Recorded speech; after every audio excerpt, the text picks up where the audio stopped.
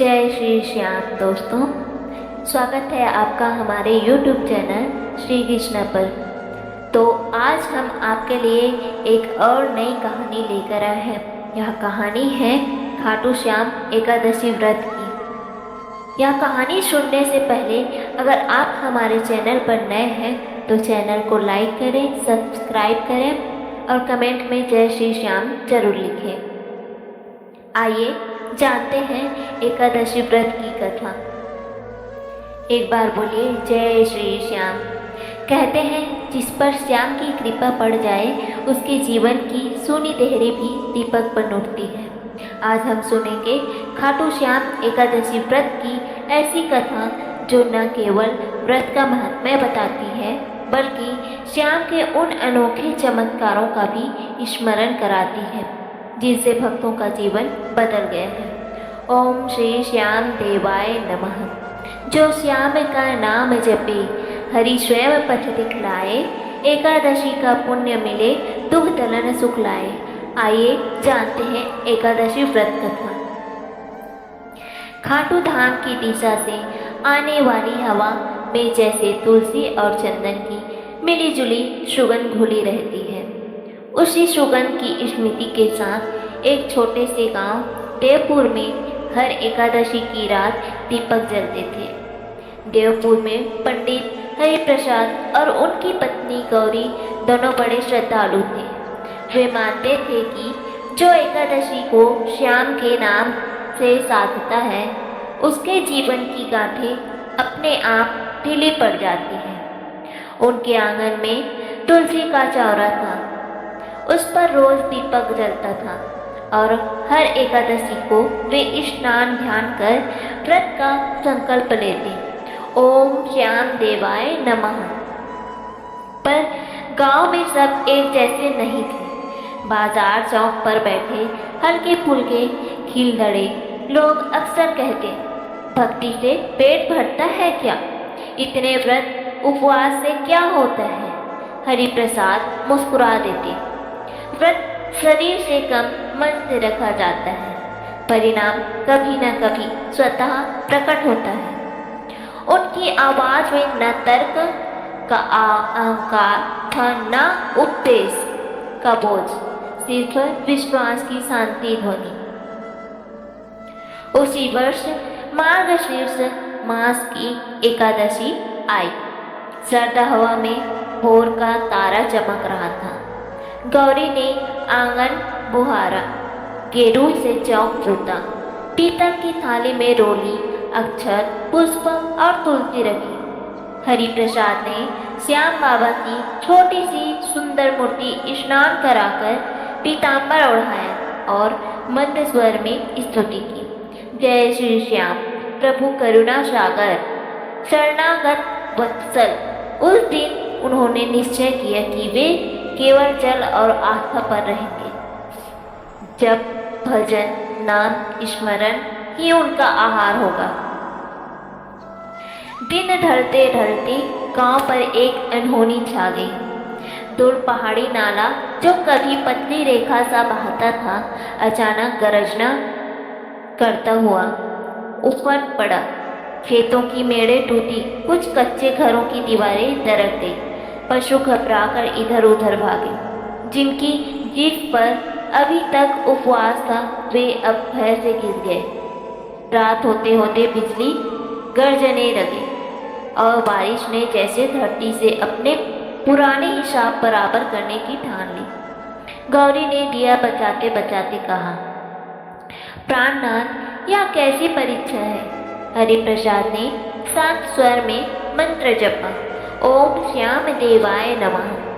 शरणागत की रक्षा तुम ही करते हो प्रभु। आधी रात से कुछ पहले प्रचंड हवा के बीच उनके आंगन के तुलसी चौरे पर एक अवर्णनीय आभा उतर आई। नीलवर्ण प्रभा मानो मेघ पर बिजली की रेखा टिक गई हो। दीपक की लौ एक क्षण को स्थिर हुई, फिर ऊंची उठी और उसी दिव्य प्रकाश से एक तेजस्वी रूप प्रकट हुआ। पीतांबर श्याम मलदेह, सुंदर मुखमंडल, मस्तक पर मुकुट, बर्बरी खाटू श्याम बाबा स्वयं हरिप्रसाद की आंखों से आंसू बह निकले।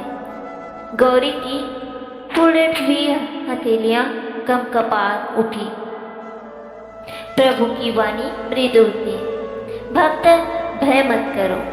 एकादशी का तुम्हारा संकल्प मेरे द्वार तक तुम्हें लाया है। तुम्हारा उपवास, तुम्हारा नाम स्मरण, तुम्हारी निष्ठा यही सेतु है जिस पर चलकर मेरी कृपा उतरती है। देवपुर की रक्षा होगी। हरिप्रसाद विनय से बोले, प्रभु हमारा क्या, आप तो नाथ हैं। गांव के बच्चों पर कृपा हो जिनके घर जल में डूब रहे हैं। श्याम मुस्कुराए। जब मन पर दंभ का बाढ़ आता है तो बाहरी बाढ़ संकेत बनकर लौटती है। आज देवपुर केवल जल से नहीं, अहम से भी भीगा है, किंतु एकादशी की रात्रि करुणा की रात्रि होती है। प्रभु ने धीरे से अपना कर कमल उठाया। हवा की तीखी दाग तुरंत मंद हो गई। गरजती बिजली मानो दूर के पहाड़ों में सो गई। नाले का उफान थमने लगा, जैसे किसी अदृश्य हस्त ने उसकी प्रचंडता का द्वार बंद कर दिया हो।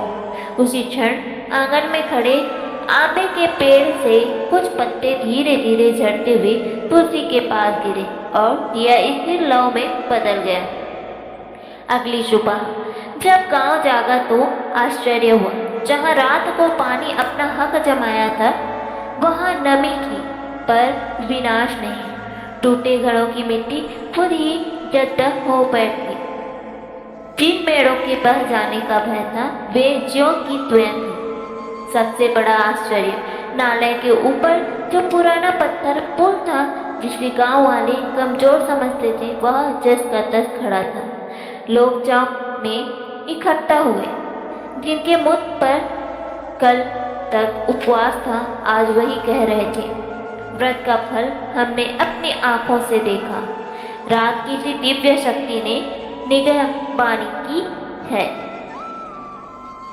हरिप्रसाद ने सिर झुका दिया। फल किसका? करुणा श्याम की। हम तो बस व्रत के पात्र बन पाए। दिन बीतते बीतते गांव में एक और घटना हुई।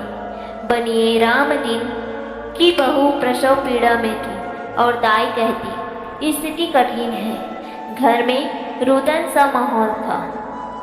याद आया कि गौरी को जड़ी बूटियों का अच्छा ज्ञान है। सब भागते हुए पहुँचे। माता जी कुछ कीजिए। गौरी ने भीतर जाते जाते केवल एक बात कही, गृह में तुलसी का पत्ता, गंगा जल की बूंद और श्याम नाम का स्मरण, यह तीनों साथ होंगे तो कृपा मार्ग बना देगी। उन्होंने जड़े की भाप तैयार करवाई, माथे पर ठंडी पट्टी रखवाई और धीरे धीरे बहू को पानी में गुला शहद चटाकर श्याम नाम का जपने को कहा। घंटे भर में विलक्षण परिवर्तन दिखा। बच्चा रोया, माँ ने राहत की लंबी सांस ली। राम दिन की आंखों से आंसू बह निकले। मैंने एकादशी का मजाक उड़ाया था, क्षमा करो श्याम। आने वाले हफ्तों में देवपुर का स्वरूप बदलने लगा। जो युवा रात को चौराहे पर आलोचना में समय देते थे वे अब सुबह सवेरे तुलसी चौरे पर आकर ओम श्याम देवाय नमः जपते। खेत में मेहनत बढ़ी, मन में कटुता घटी। घर घर में एकादशी का व्रत अपनाया जाने लगा। कोई फलाहार करता, कोई निर्जल पर। सबका मन एक दिशा में था, श्याम तुम हो तो रहा है। एक दिन वही लोग जो तर्क के शस्त्र लेकर आते थे हरिप्रसाद के दरवाजे पर विनय से बोले, पंडित जी हमें व्रत का नियम नहीं, रस सिखा दीजिए। हरिप्रसाद ने कहा, रस सरल है, अभिमान छोड़ो, नाम लो। किसी एक पीड़ा को अपने ऊपर लेकर किसी और की पीड़ा हल्की कर दो। एकादशी का मूल्य यह है कि जो तुम शरीर को नहीं देते वह तुम किसी जरूरतमंद को दे देते हो। यही दान है। जो तुम जीभ को नहीं चखाते उसे शब्दों को मिठास में बदल देते हो। यही संयम है। जो तुम मन में नहीं उलझाते उसे श्याम नाम में विलीन कर देते हो। यही भक्ति है। परीक्षा फिर आई। इस बार सूखा पड़ा।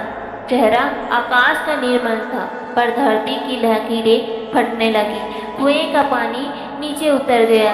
किसानों की आंखों में चिंता के धागे कसने लगे, पर अब देवपुर बदल चुका था।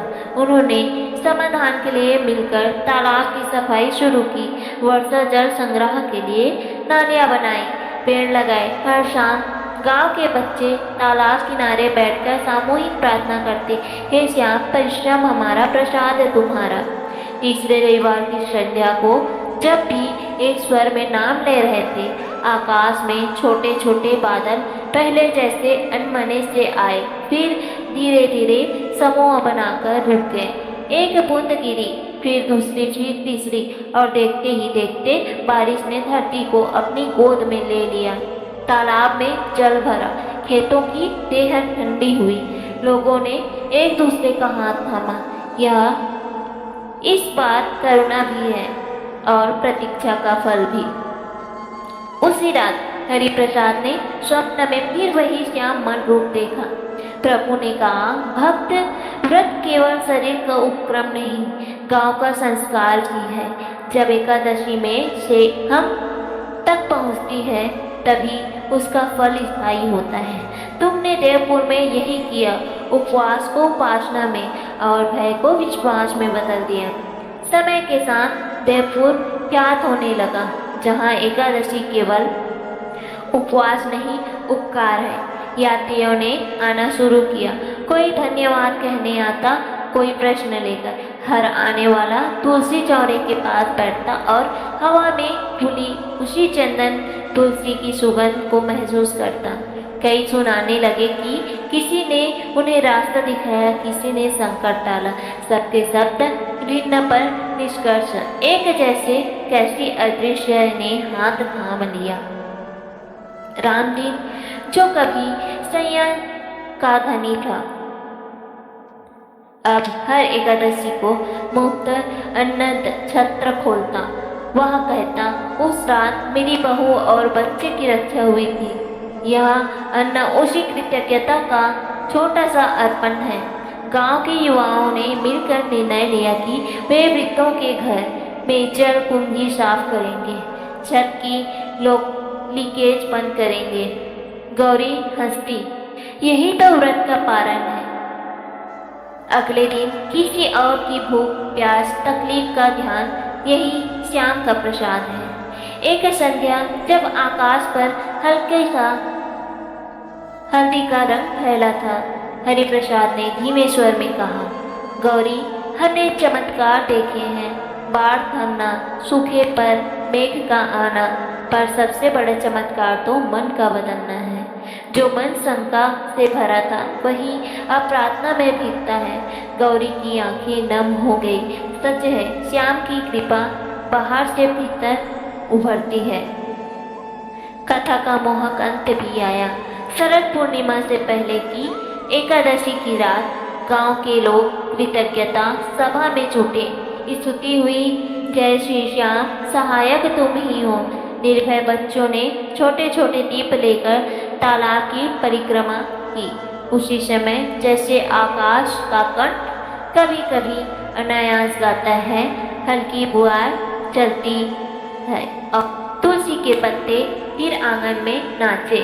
किसी ने कुछ देखा नहीं, पर सबने एक ही बात महसूस की, एक करुणा, एक भरोसा और एक स्पर्श।